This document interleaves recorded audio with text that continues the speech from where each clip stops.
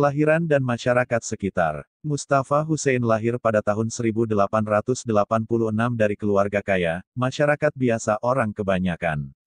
Keadaan masyarakat pada masa kelahirannya kebanyakan berada dalam keadaan menyedihkan dan tertekan. Pemerintah kolonial Belanda pada masa sebelumnya membawa sistem paksa dalam penanaman kopi beserta pengangkutannya dari pedalaman ke pantai. Pada masa itu pemerintah kolonial membangun pergudangan kopi di Pekantan di daerah pedalaman Sumatera di dekat perbatasan dengan daerah Pasaman, Sumatera Barat, Muara Sipongi, Kota Nopan, Magapasar Tanobato, Tapus dan Natal. Selesaikannya dalam waktu 5 tahun sesuai dengan lama pengajaran sekolah rakyat tersebut. Sesudah selesai sekolah ini ada permintaan dari salah seorang gurunya, almarhum Sutan Guru. Anak ini diminta supaya disekolahkan ke sekolah raja di Bukit Tinggi, Sumatera Barat, namun oleh orang tuanya disuruh mengaji kepada Syekh Abdul Hamid ke Huta Pungkut, Kota Nopan.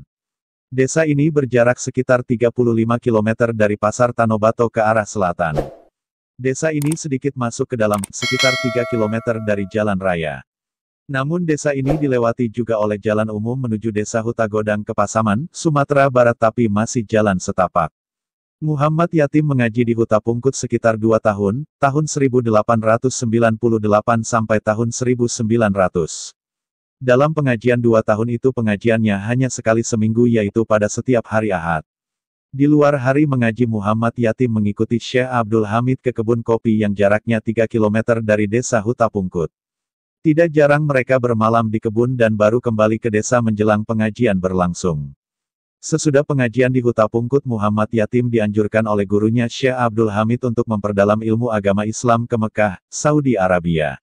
Dan ini pula sejalan dengan harapan orang tuanya. Pada sekitar bulan Rajab tahun 1900 beliau berangkat ke Mekah, Saudi Arabia bersamaan dengan keberangkatan orang-orang yang akan melaksanakan ibadah haji.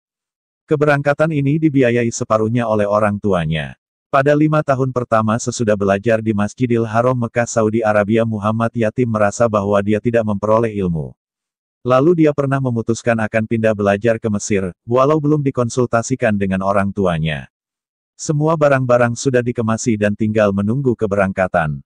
Pada saat menunggu keberangkatan kapal, dia berjumpa dengan salah seorang pelajar yang berasal dari Palembang yang juga sedang menuntut ilmu agama Islam di Masjidil Haram Mekah. Kepada pelajar ini Muhammad Yatim menuturkan bahwa dia mau pindah belajar dari Masjidil Haram, Mekah ke Mesir karena sesudah 5 tahun belajar dia belum merasa mendapatkan ilmu. Pelajar yang berasal dari Palembang itu mengajak Muhammad Yatim berdiskusi serta membantu menjelaskan pelajaran yang ada selama ini di Masjidil Haram, Mekah. Sejak itu Muhammad Yatim mulai memahami pelajaran-pelajaran yang ada selama ini. Dan akhirnya dia mencabut kembali keputusannya untuk tidak jadi pindah ke Mesir. Seterusnya dia kembali belajar di Masjidil Haram sebagaimana sedia kala. Semenjak itu para gurunya mulai mengenalnya lebih baik. Pada saat yang demikian guru-gurunya mengubah namanya dari Muhammad Yatim menjadi Mustafa berarti orang pilihan.